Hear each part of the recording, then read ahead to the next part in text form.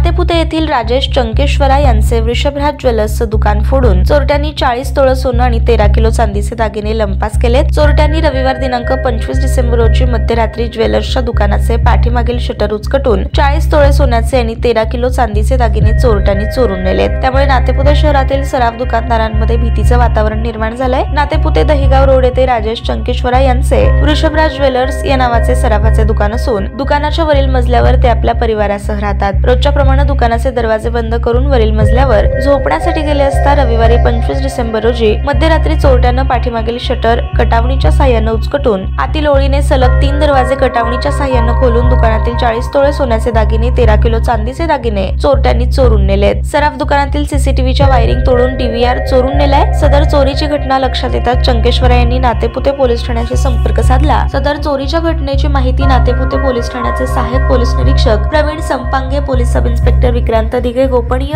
विभागाचे गणेश कापसे यांना ही माहिती मिळताच घटनेच्या ठिकाणी पोलीस कर्मचाऱ्यांनी धाव घेतली। ताज्या बातम्या पाहण्यासाठी प्राईम महाराष्ट्र न्यूज चॅनलला सबस्क्राईब करा।